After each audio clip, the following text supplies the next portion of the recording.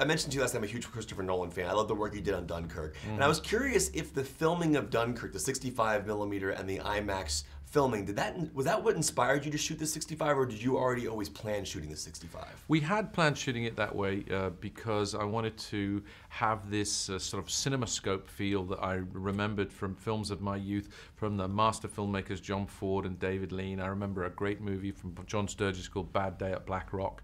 Great opening sequence with a train in a big empty landscape. Stops, man in black gets out, train leaves, vast, lonely wilderness, man on his own. We turn around, one-horse town where a murder's just been committed. He's in trouble. It was so full of drama and scale that it really reminded me of this. But it was great to see, or privileged to see, Hoyte van Hoyte and Chris Nolan working with that. Also just to see the handheld stuff and the determination to make the 65mm as flexible as possible sometimes through sheer willpower and literally sheer physical power in the case of Hoyte. Yeah. You know, one of the shots in this film that I found just astounding, brilliant, was the shot when you and Pfeiffer walk on the train for the first time. And it's just tracking along, we're meeting all the characters. 2 questions about that. Is it really one shot? 2, how do you remove the reflection from the window of the camera?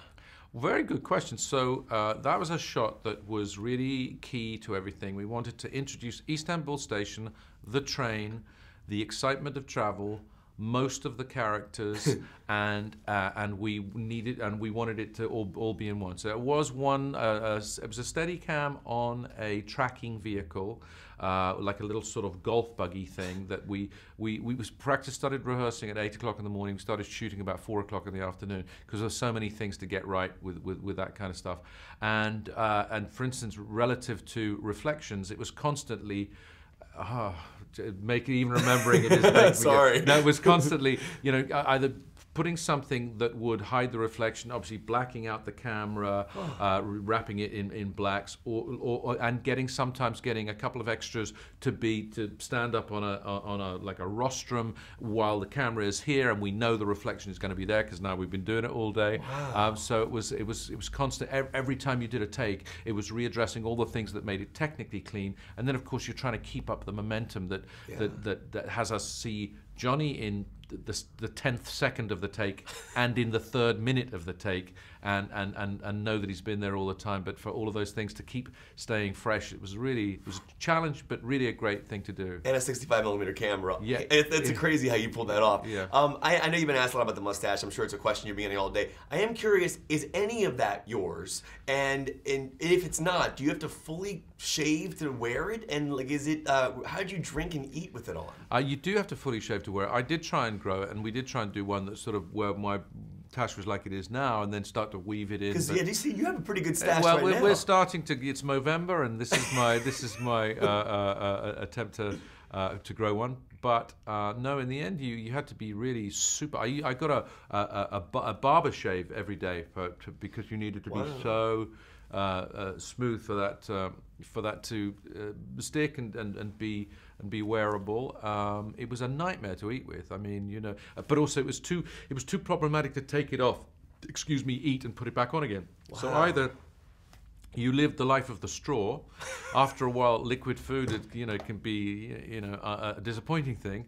Or you risked turning your moustache into a sort of bird's nest of muesli and stuff in the morning, particularly. Some of my favorite shots in the movie, I don't want to give anything away, but specifically, because this was my first experience with the story, so I did not know the ending. Great. Which I loved because I didn't know what was going to happen. Oh, fantastic. But you have these incredible overhead shots. Mm-hmm. Specifically, you don't show the body at first. Yeah. But I'm curious how those shots orchestrate, because there's one where you're over, you see the guys in the hallway, they move down, and then you walk back into your. Yeah. It was fascinating. Is that on a stage? Is that? Yeah, it was on a sound stage where we obviously had a plan to take the roof off the carriages.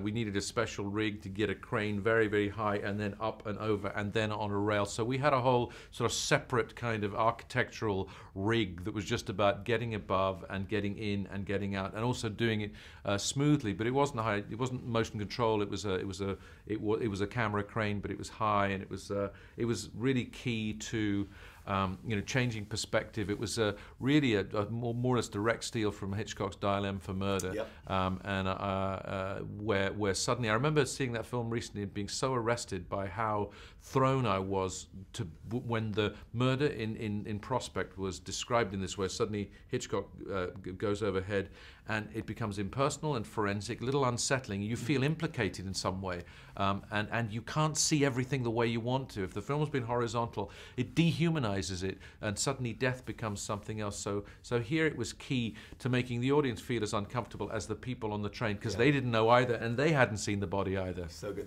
One more quick question for you. Sure. I'm waiting to ask. I've seen Dunkirk 5 times. Wow. And I think you've mastered the slow look up. All those. Did you just have to sit there all day and do those lookups as the planes were coming? Because they're so well done. But I was just wondering how many times you had to do that. A lot. But Chris Nolan, with him, you are so certain that you're with someone who has a strong point of view, knows what they're doing, is also adjusting to circumstance, weather, etc. And sometimes we've got real planes flying in, so he's dealing with those kind of variables. But who has, there are sometimes when you are in such safe and kind of brilliant creative hands, and that's one of them. So it was an absolute pleasure to give yourself to the work of somebody who was sort of creatively flying.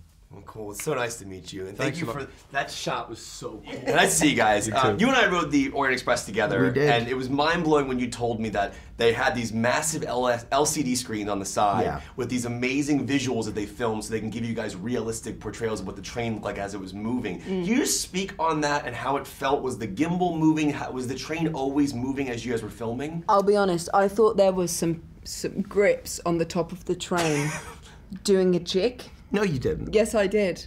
Yes, I did. I was like... What's a jig? A grip. Oh, a jig. Yeah.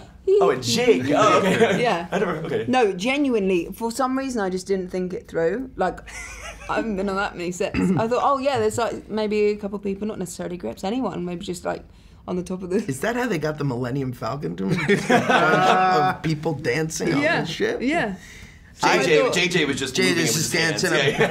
I got... It was so realistic to me. We were talking about this earlier. I got motion sickness. I was like looking out the window. And you got sick on the real one. I got sick. I get motion sickness. Like when things are in motion, I get sick. Is that what motion sickness? Yeah, that's what motion sickness is. And it was very realistic because I would look out the window and everything's going by, and I'd look at Leslie and be like.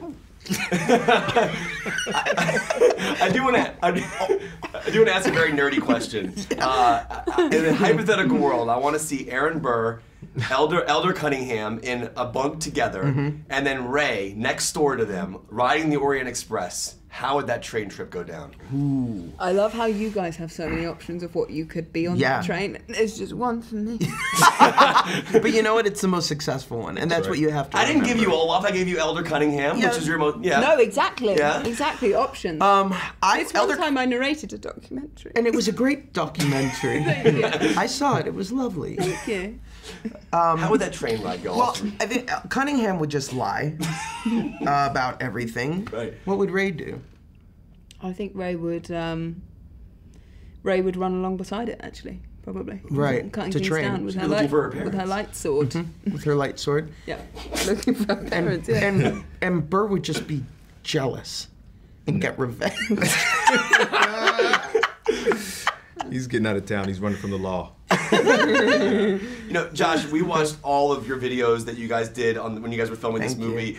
They were amazing. I was putting them on our air all the time. I'm curious, because you guys are filming all day. Are those done in the morning before filming when you guys had these whole things about trying to find out the secrets to Star Wars? When did you guys do those, and how did they even start? I would be trying to get away from Josh at lunch. Yeah. I'd be like, Josh, please, for a second, let me just alone, and then I'd get a knock on the door. And then I'd say, Daisy, I have your lunch, like the crew told me to bring it to you. And she'd open it, and I didn't have a lunch, I had a camera. and a question. Yeah, and she just had to answer because she had no choice. And she didn't answer. She kicked me out. And every time. instead, I just had less of a lunch break. Yeah. So it didn't work out well for anybody. They were great for us. So I loved watching them. I got a cease and desist letter recently. It made me sad. You know, I'm a big Kenneth Branagh fan. I think he's brilliant. I mean, I always go back to what he did on Thor with those cool canted angles and like that shots in Cinderella. But one of the beautiful shots in this film is when him and Michelle Pfeiffer take the train for the first time and they're walking through. It's amazing. And it's this continuous tracking shot, and we see a all of 4-minute you. shot, yeah. Can I talk to you about, as actors, were you all just waiting in your position? Was it really one shot, or were you just like standing waiting for your cue? Does somebody tell you you're on camera right now? No, it really was. It one was shot. one shot. Wow. So I think I was waiting by the tickety thing being bustly as Ken, Marwan and Tom walked down. And then I knew, I think they got on, but then everyone was doing stuff, right? Because we didn't know exactly what was going on. But I hadn't seen that shot, and I didn't know they went right in. I thought it just came down to the end, so I was blown away when I saw it.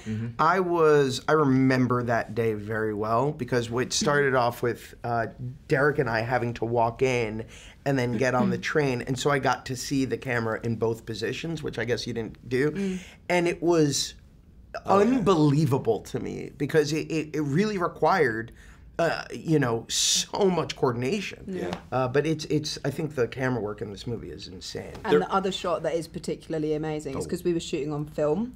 Oh my God, Stamos, our Steadicam guy. It weighed like 90 pounds, right? The camera. It was like a Steadicam film camera, and it was the hand. Literally the one that follows him right through the train. Yes. All on this Steadicam that weighed a ton. Yeah. And there were literally a limit to how many times he could do it. It looked beautiful. Incredible. I can't wait. You always work on film too, which is cool because Star Wars was shot on film. So I'm so excited about Rian Johnson's movie. All right, I know we gotta go, but yeah, good to see you guys. Thank you so much. Thank you. What's the bottom of your tie? It is the Death Star from Star Wars. But I wore it only because it was a blue and I like the blue. But It's a pretty blue. But then I didn't realize that I forgot that Daisy was going to be here and she's in Star Wars. So I was like, that works out perfect. That's okay. Yeah.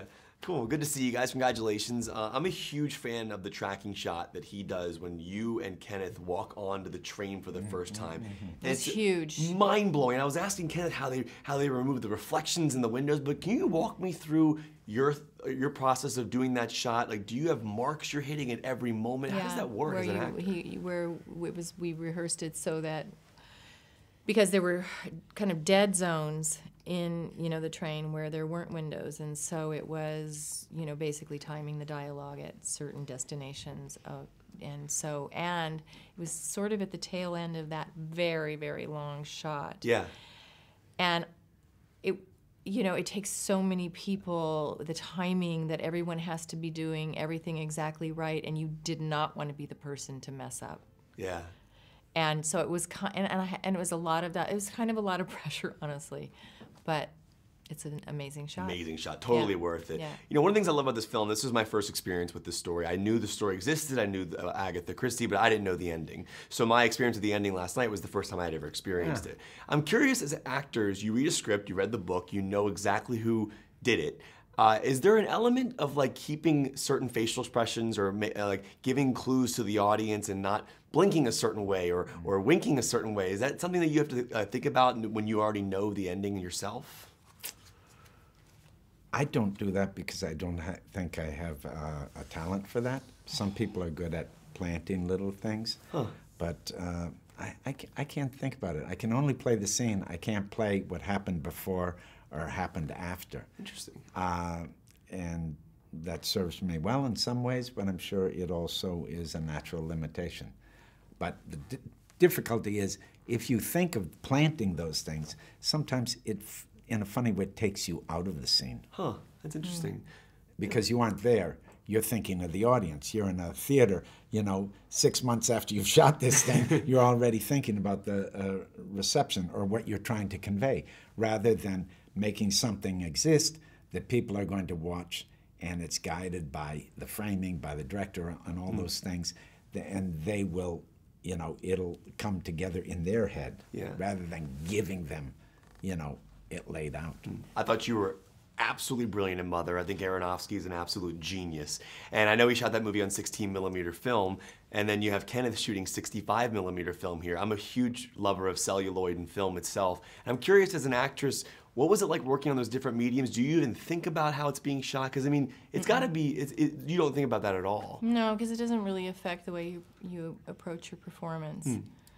You know, it's the look of it, or the type of film, or the camera lens, or I know there's some actors who are very aware of lens size, and they'll actually adjust they'll kind of modulate their performance to the camera size. Like the closer up, they'll get tinier and bigger in it.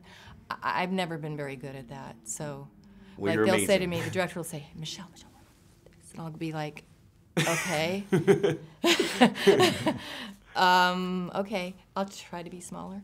But I can't sit here without bringing one thing up to you. I've been watching you all my life, but one of my favorite movies is Boondock Saints. Okay. And the line when you say, "There was a firefight." I was just wondering, like, do you remember that day? I know it's a different movie, but like saying that line, because it's one of the most epic lines ever. I love that scene. you are a movie buff. I'm a huge movie buff. Yeah. But I don't remember. I mean, I remember shooting the movie, and it was great fun to shoot. But It's the scene when you- that specifically. Oh no, I know Yeah. the scene, but you know, it's all tied to action and accomplishing things, and I didn't know that would stick, you know, any more than anything else. yeah, there was a firefight. It's one of the Okay, favorite good. moments ever, man. It's so good. Good, Nice good. to see All you. Thank right. you, Mr. Yeah. Dafoe. Okay, sure. Really nice to meet Nice you to meet guys. you. And I was just curious if you can walk me through the exact look of how it looked. I know it was on a gimbal. I know there was these LCD screens that had the actual footage being played along the side. But how did it feel? How did it look as actors? It was amazing, and especially the scenes where they built the tracks, and so we were being rolled in and out of the sound stages. So Really? when the train is, for a lot of it, when the train looks like it's moving, it was actually moving. So it was incredible. Yeah, the scenes we were doing, there was no Yeah. TVs even. Yeah. It was windows, you know, and we are moving. Yeah. That is so freaking cool. Wait, so Yeah. when you guys are on the train and the actual movie, does it make you feel motion sickness at all? I mean, I didn't get motion sickness, so I was just loving it. I was just enjoying it. for you? No, it was, everything was real to me. I was like, even snow was sprayed outside, you know, on the trees and stuff. Yeah. So everything was, I don't know, even snow looked real. Even Yeah. how it was getting wet, it looked, obviously it was fake, but it looked real. You know, last night I was talking to you, and this is the first time I ever met you, and I was mentioning your tattoos, and I looked in the movie specifically, there's like this shot where your hand is in prominent screen, and there's nothing there. And I've always been curious what the process is of covering them up, and it looks long real. And a few layers, and the problem with the hand, it keeps changing colors. So any temperature, it's like if it's cold, it gets white. If it's Really? warm, it gets red. So you never can. You have to like readjust, and you have to put like blood vessels on top of the makeup, because skin has actually loads of color. That's Well, amazing. thanks to Polly Earnshaw. Ah. I was telling you last night I'm a huge Sing Street fan. I think I've seen it probably 15 times. It's a masterpiece. I was just wondering if you could just speak on like that character. I know it's a different film, but just what that movie meant to you, what it did for your career, and are those songs stuck in your head like they are mine? Like Little the Model, They're Drive It also Like You Stole on It. my iPod, and I feel so lame. So when it comes on, it's kind of like just screen down, but like volume down. But like, yeah, no, yeah, that film is so special, and John Carney is just a genius. So it was, yeah, it's such a joy to work with him. Yeah, it's one of the best movies ever made. Thank you. Now, admittedly, this was my first time with this story. I mean, I knew this story existed. I knew who Agatha Christie was, but I never knew the ending. So I'd never read the book. So this was my first experience finding out who actually was involved in the murder. So I'm curious.